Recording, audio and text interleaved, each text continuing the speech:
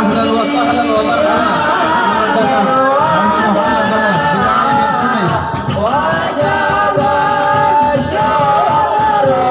Allahumma salli wa sallim wa barik alaihi.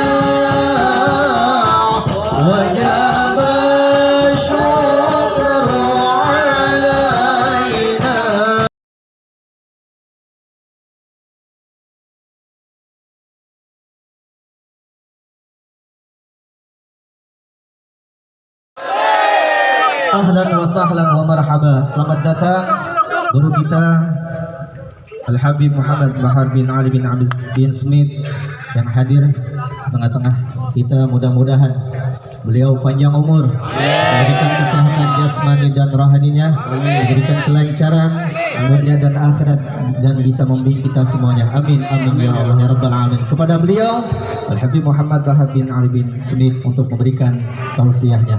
Allahumma salli ala Sayyidina Muhammad.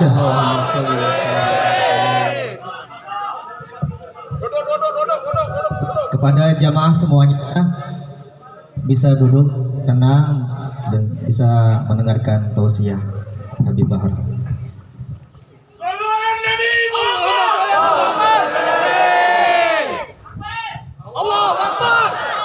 Assalamualaikum warahmatullahi wabarakatuh. Waalaikumsalam warahmatullahi wabarakatuh. Alhamdulillahil ahad wassalatu wassalam ala man fis sama ismuhu Ahmad wa fil ard ismuhu Muhammad wa ala alihi wa sahbihi wa ba'd.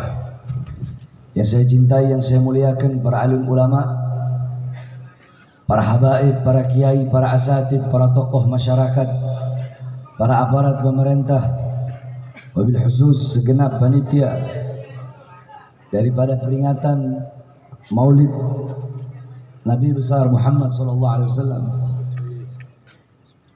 beserta seluruh hadirin hadirat, bapak-bapak, ibu-ibu, khususnya para pemuda-pemudi umat baginda Nabi besar Muhammad yang selalu dimuliakan oleh Allah Subhanahu wa taala. Saudara-saudara, sebelumnya saya mohon maaf karena terlambat. Malam hari ini saya ada beberapa tempat, ada 5 tempat. Ini tempat yang ketiga.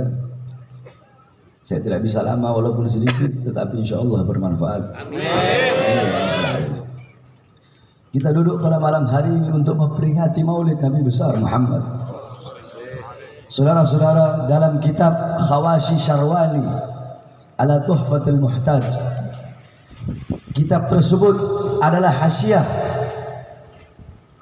yang dikarang oleh Imam Asy-Syarwani, hasyiah daripada kitab Tuhfatul Muhtaj Al-Imam Ibnu Hajar Al-Haytami.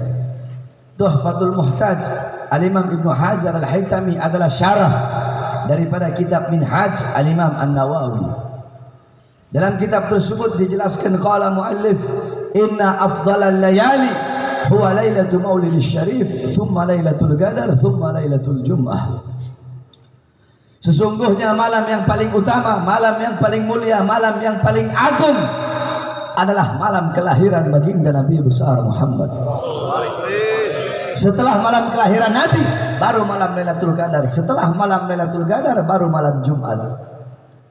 Pertanyaannya, kenapa malam Maulid lebih utama, lebih mulia dan lebih unggul daripada Lailatul Qadar? Padahal Lailatul Qadar adalah malam turunnya para malaikat, malam turunnya Jibril, malam yang lebih utama daripada 1000 bulan. Tapi kenapa malam Maulid lebih utama, lebih mulia dan lebih unggul daripada Lailatul Qadar?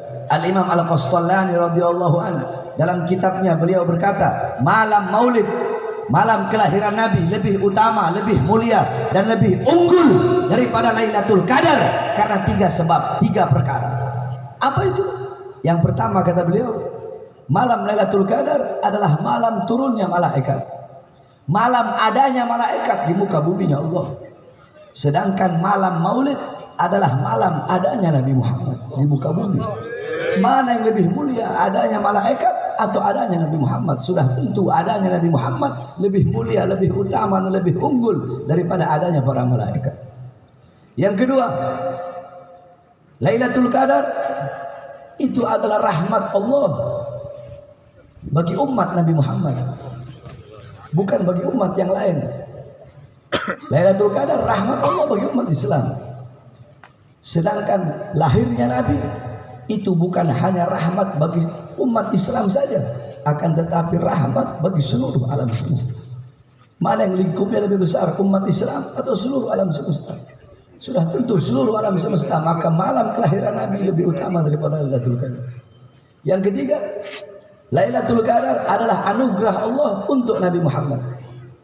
Sedangkan malam Maulid, malam kelahiran Nabi, itu adalah lahirnya sosok yang diberikan anugerah tersebut. Lailatul Qadar adalah anugerah Allah untuk Nabi Muhammad. Sedangkan malam Maulid, malam kelahiran Nabi adalah malam lahirnya sosok yang diberikan anugerah itu. Berarti kalau bukan karena lahirnya Nabi, karena maulidnya Nabi, tidak akan pernah ada yang namanya Lailatul Qadar. Bahkan kalau bukan karena lahirnya Nabi Muhammad, tidak akan ada hari-hari yang mulia dalam Islam. Tidak akan ada Lailatul Qadar, tidak akan ada kemenangan perang Badar, tidak akan ada Idul Adha, tidak akan ada Idul Fitri, tidak akan ada kemenangan perang Badar, tidak akan ada Fathul Makkah, tidak akan ada Ramadan, tidak akan ada nuzulul Quran, tidak akan ada iman, Islam, ilmu, wara, amal, khauf, khasyah, zuhud, ibadah, qanaah. Tidak akan ada itu semua kalau bukan diawali daripada hari kelahiran baginda Nabi besar Muhammad sallallahu alaihi wasallam. Oleh karenanya kita duduk saudara-saudara pada malam hari yang mulia ini untuk bergembira dengan lahirnya Nabi Muhammad, bergembira dengan maulid baginda Nabi besar Muhammad. Siapa yang memerintahkan kita bergembira dengan lahirnya Nabi? Yang memerintahkan bukan para ustadz, bukan para kiai, bukan para habaib, bukan para ulama, bukan para salafun saleh, bukan para tabi'in, bukan para tabi'in, bukan para sahabat, bukan juga Nabi Muhammad. Tetapi yang memerintahkan kita bergembira dengan lahirnya Nabi adalah Allah Subhanahu wa taala. Dalam Al-Quran Allah berfirman, "Qul bifadlillah wa birahmati fabidzalika falyafrahu." Katakanlah dengan karunia Allah dan dengan rahmat Allah, maka dengan karunia dan rahmat tersebut falyafrahu, hendaklah mereka bergembira. Apa karunia Allah? Apa rahmat Allah? Para ulama-ulama ahli tafsir mengatakan dalam kitab-kitab tafsirnya, dalam kitab tafsir Jami'ul Bayan karangan Al-Imam Ibnu Jarir At-Tabari, dalam kitab tafsir Ma'alimut Tanzil karangan Al-Imam Baghawi, dalam kitab tafsir Madarikut Tanzil karangan Al-Imam An-Nasafi, dalam kitab tafsir Al-Kabir karangan Imam Fakhruddin Ar-Razi, dalam tafsir Ibnu Katsir, kemudian dalam tafsir Durul Mansur, tafsir Al-Ma'thur Al-Imam As-Suyuti, dalam kitab tafsir Anwarut Tanzil Al-Imam Baydawi, dalam tafsir Jalalain Al-Imam Jalaluddin Al-Mahalli dan Al-Imam Jalaluddin As-Suyuti dijelaskan bahwasanya karunia Allah ada yang mengatakan ilmu, ada yang mengatakan Al-Qur'an, ada yang mengatakan iman, ada juga yang mengatakan Islam, ada juga yang mengatakan akal. Rahmat Allah ada yang mengatakan iman, ada yang mengatakan Islam. Tetapi rahmat Allah yang paling besar, rahmat Allah yang paling agung adalah sebagaimana yang Allah katakan dalam Al-Quran dalam ayat yang lain, wa ma arsalnaka illa rahmatan lil alamin. Tidak aku utus engkau wahai Muhammad kecuali engkau adalah rahmat bagi seluruh alam semesta. Rahmat yang paling agung, rahmat yang paling mulia, rahmat yang paling luhur, rahmat yang paling utama adalah baginda Nabi besar Muhammad SAW. Nikmat yang paling agung, nikmat yang paling besar, karunia yang paling besar, karunia yang paling agung.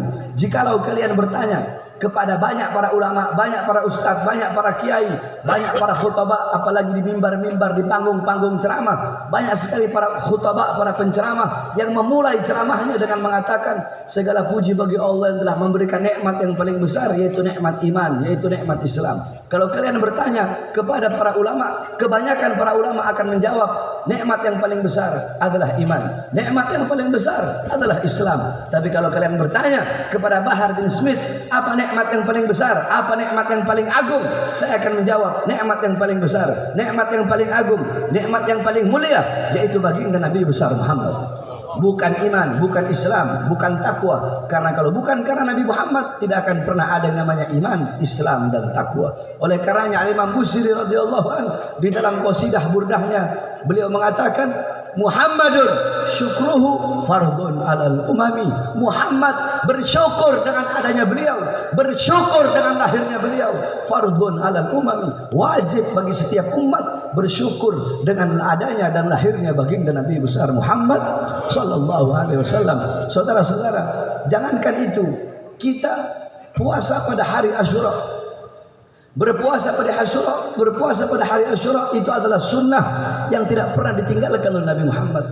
Pertanyaannya, kenapa berpuasa pada hari Asyura bisa menjadi ibadah sunnah? Yang pertama kali berpuasa pada hari Asyura adalah orang-orang Yahudi di Madinah. Mereka berpuasa pada hari Asyura. Nabi Muhammad melihat, Nabi Muhammad bertanya, kenapa mereka berpuasa pada hari Asyura?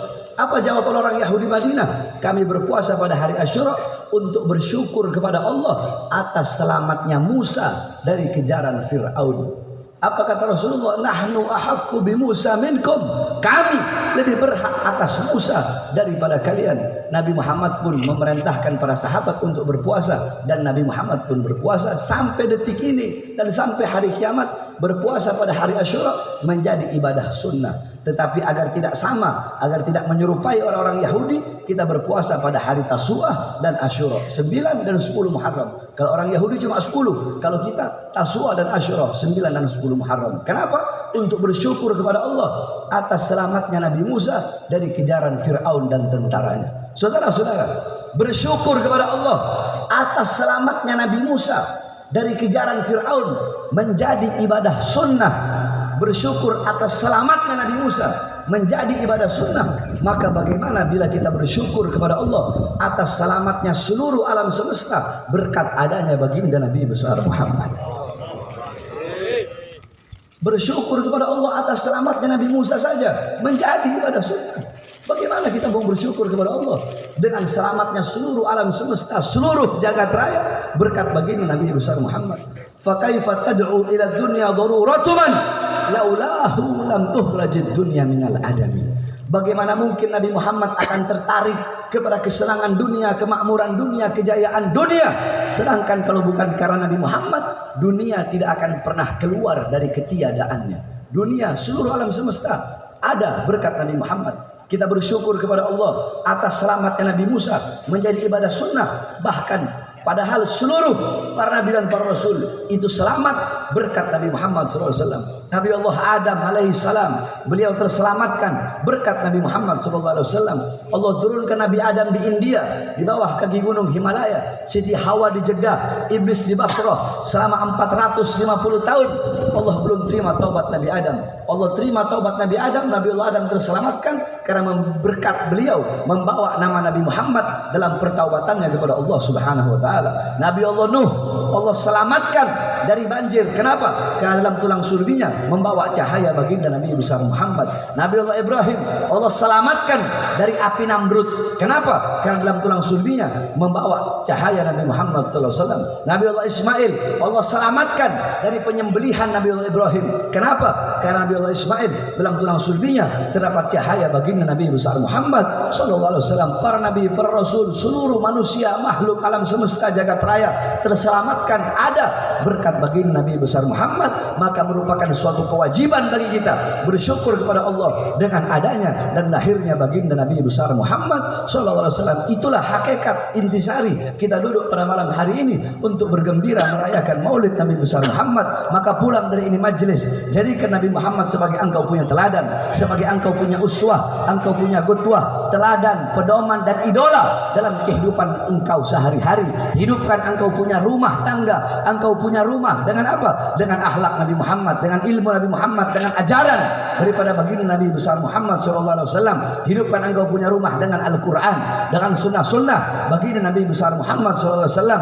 Dekati para ulama, dekati para pewaris Nabi Muhammad, dekati para penerus perjuangan Nabi, dekati para penyambung dengan Nabi Muhammad, dekati, jangan pernah engkau jauh daripada pemegang tongkat estafet perjuangan Nabi Muhammad. Siapa? Beliau-beliau adalah para ulama, para ustadz, para asatidz, para kiai dan para habaib. Dekati beliau-beliau karena kadar kedekatan engkau dengan Nabi di akhirat, jarak jauh atau dekatnya engkau dengan Nabi kelak di akhirat menurut kadar kedekatanmu, menurut jarak jauh atau dekatnya engkau di dunia dari para ulama, dari para habaib, dari para kiai, dari para ustadz, dari majlis-majlis taklim, dari majlis-majlis zikir, dari majlis-majlis sholawat. Jikalau di dunia engkau dekat dengan para ulama, dekat dengan para pewaris Nabi, dekat dengan majlis-majlis taklim, dekat dengan majlis-majlis ilmu, tidak diragukan di akhirat engkau pun akan dekat dengan Nabi Muhammad SAW. Tetapi jikalau di dunia engkau jauh dari para ulama, jauh dari para habaib, jauh dari para kiai, jauh dari para ustadz, jauh dari para pewaris Rasulullah, jauh dari majlis-majlis seperti ini, maka dipastikan di akhirat engkau pun akan jauh daripada baginda Nabi besar Muhammad SAW. Wasiat saya yang terakhir khususnya bagi para pemuda-pemudi Islam, yang dimana para pemuda-pemudi adalah harapan bangsa, para pemuda-pemudi adalah harapan negara dan harapan agama Islam ke depan, yakni syubbanul yawm rijalul ghad.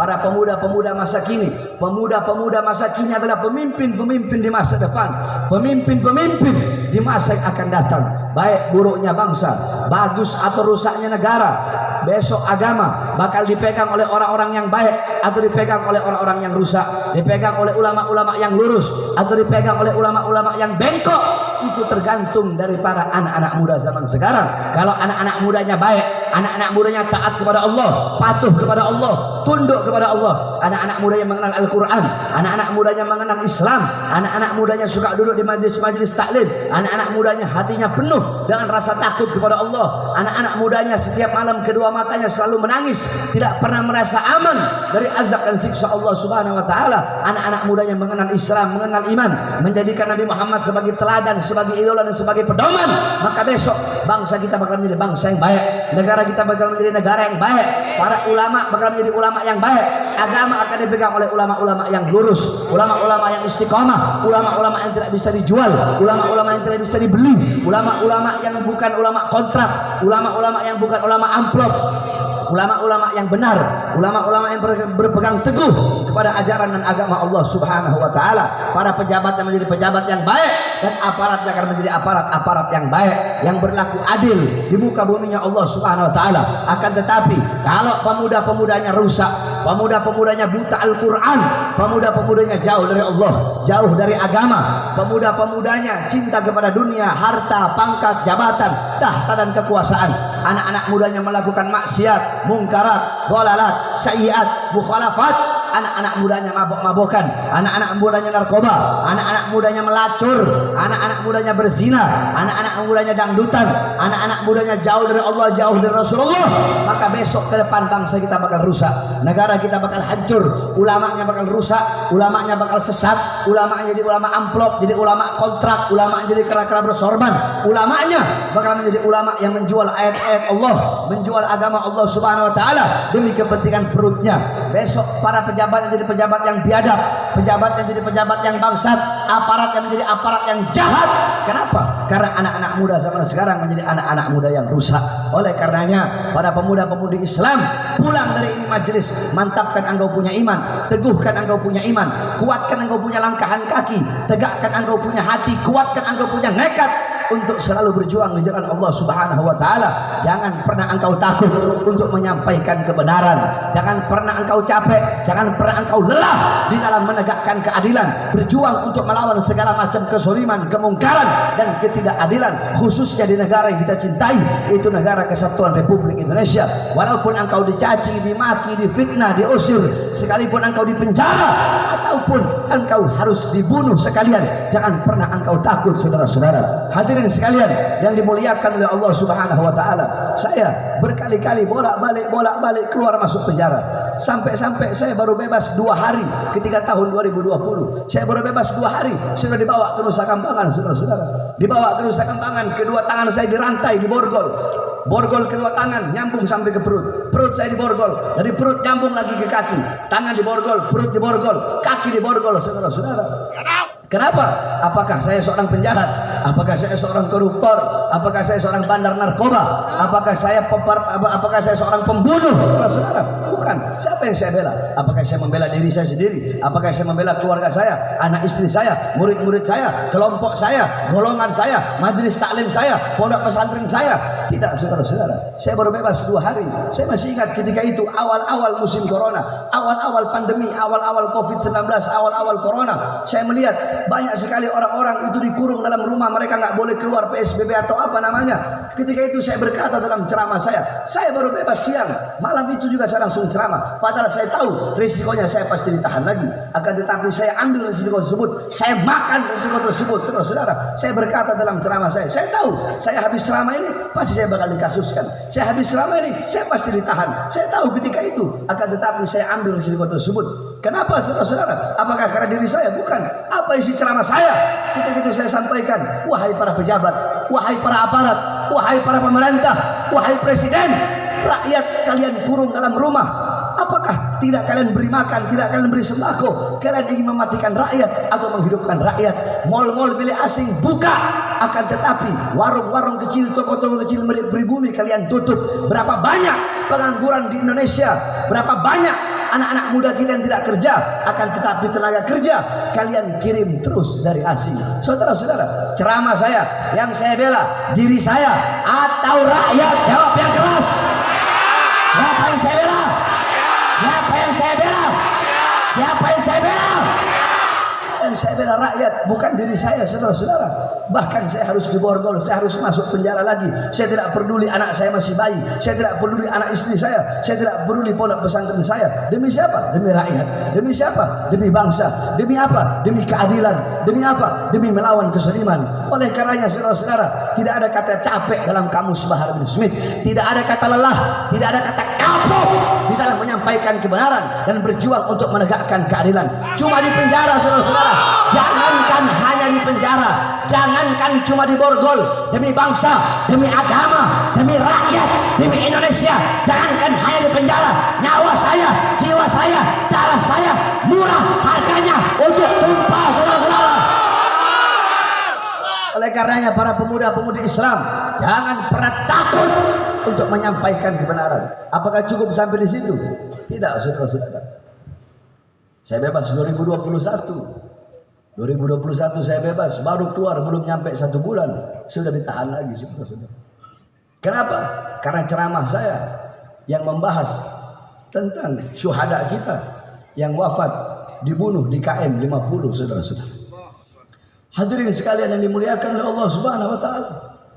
Saya dituduhkan menyebarkan berita bohong. Tetapi alhamdulillah, kebohongan akan kalah sebelum berperang dengan kebenaran, saudara-saudara. Kebenaran tidak akan pernah kalah. Kebenaran tidak akan pernah musnah, hilang dan binasa. Kebenaran bagaikan matahari yang akan selalu bersinar walaupun di hadapan orang-orang yang buta, saudara-saudara. Kebenaran tidak akan pernah kalah.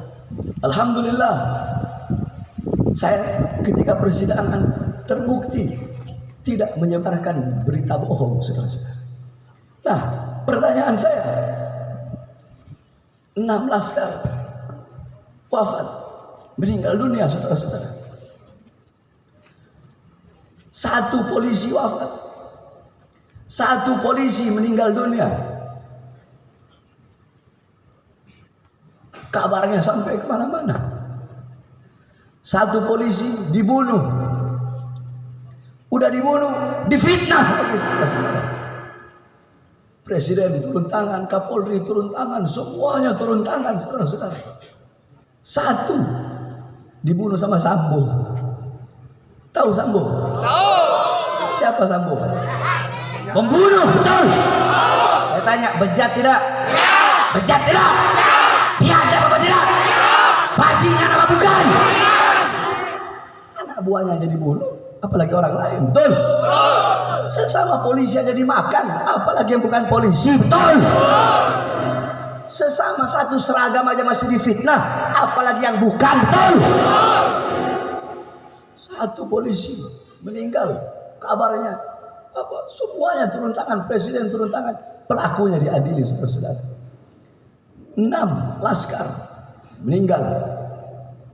Apa nyatanya sampai sekarang yang nembak, yang membunuh masih berkeliaran bebas, saudara-saudara. Saya tanya, adil apa tidak? Ya. Adil apa tidak? Ya. Siapa yang saya bela? Diri saya? Bukan. Apakah 6 saudara kita yang wafat itu mereka bukan rakyat? Apakah mereka binatang? Sehingga tidak ada siapapun yang peduli, saudara-saudara. Oleh karena jangan pernah takut untuk menyampaikan kebenaran. Jangan. Kebenaran milik Allah, dan Allah pasti akan memenangkan sesuatu yang menjadi miliknya, saudara-saudara. Amin. Jangan pernah engkau capek, jangan pernah engkau lelah, jangan pernah engkau kapok untuk menyampaikan kebenaran dan memperjuangkan keadilan, saudara-saudara. Oleh karenanya hadirin sekalian yang dimuliakan oleh Allah Subhanahu wa taala, yang terakhir sebelum saya tutup, besok pada tanggal 2 Desember 2022 ada acara reuni akbar, yaitu reuni 212. Tadi saya ceramah di pondok pesantrennya Kiai Sobri Lubis, saya bertemu dengan Kiai Sobri, saya bertemu dengan Kiai Selamat Ma'arif. Untuk tempatnya belum tahu di mana. Akan tetapi dipastikan bahwasanya reuni 212 tetap akan dilaksanakan di Jakarta, cuma belum tahu acara di mana, nanti akan diinfokan lagi. Nah, 212 saudara-saudara, 212 bukan milik perorangan, betul? 212 bukan milik perorangan, betul? 212 bukan milik kelompok tertentu, betul? 212 bukan milik organisasi tertentu, betul? Bahkan 212 bukan hanya milik umat Islam saja, betul? Tapi 212 milik seluruh masyarakat. 212 milik seluruh rakyat. 212 adalah lambang daripada keadilan, menegakkan keadilan. 212 adalah simbol daripada melawan kezaliman. Maka 212 adalah milik kita semua, masyarakat dan rakyat negara kesatuan Republik Indonesia. Oleh karenanya saya, Bahar bin Ali bin Smith, mengajak kepada seluruh masyarakat dan rakyat Indonesia, khususnya umat Islam, dan lebih khususnya lagi kepada seluruh hadirin hadirat yang hadir pada malam hari ini. Saya mengajak seluruh masyarakat, seluruh rakyat, apapun sukunya, apapun agamanya, apapun warna kulitnya, khususnya masyarakat jamaah hadirin hadirat yang hadir pada malam hari ini, untuk sama-sama kita hadir pada tanggal 2 Desember, kita istighosah, kita mengetuk pintu langit, berdoa kepada Allah agar Allah berikan keselamatan, kebaikan dan kemakmuran bagi bangsa dan negara kesatuan Republik Indonesia yang kita cintai ini. Saya tanya semua yang hadir di sini besok pada tanggal 2 Desember reuni 212, semuanya siap putihkan Jakarta? Siap putihkan Jakarta? Jawab yang keras, siap putihkan Jakarta? Siap putihkan Jakarta? Siap hadir? Siap tegakkan keadilan? Siap lawan kezaliman? Allahu Akbar! Allahu Akbar! Allahu Akbar!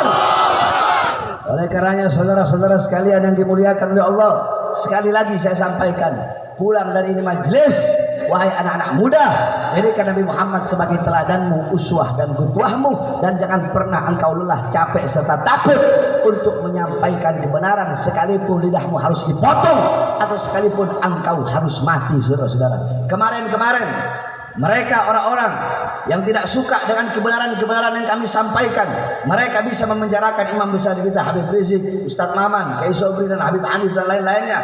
Mereka bisa memenjarakan saya, mereka bisa memborgol tangan Habib Rizik, bisa memborgol tangan saya. Mereka bisa, kalian para pengkhianat-pengkhianat bangsa, kalian bisa memenjarakan jasad kami, memenjarakan raga kami. Kalian bisa memborgol tangan kami, perut kami, kaki kami. Kalian bisa memisahkan kami sementara dengan anak dan istri kami.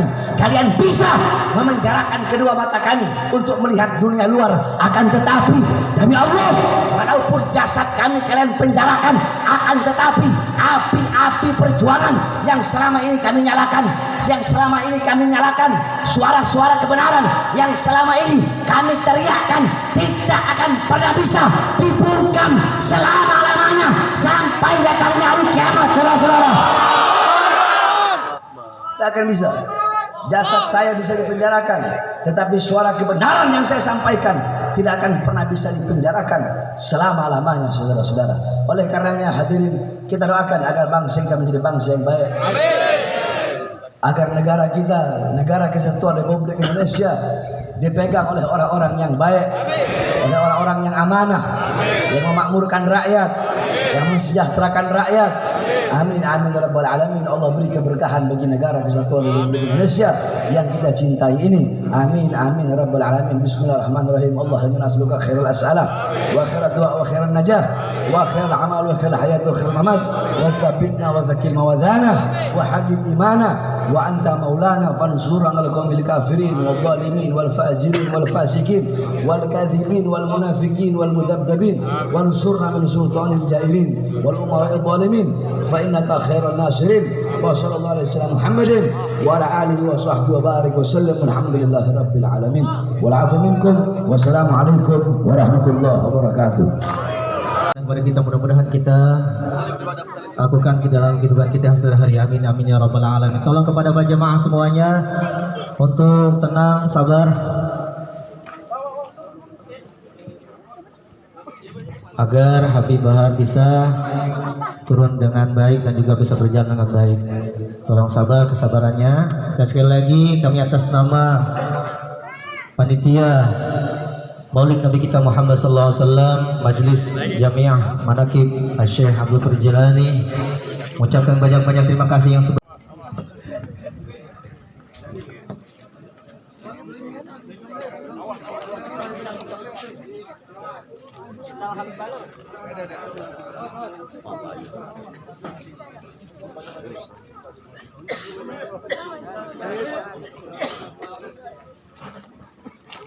Oh iya, naiknya susah ya. Masa lupa mau diproduksi?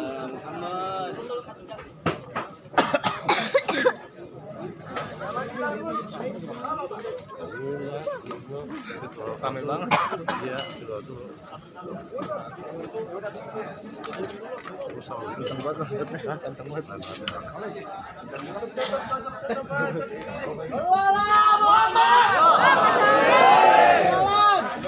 kepada jamaah bagi yang ingin membeli air dari Habib Bahar ada di posko Majelis Jamiah Manaqib Syekh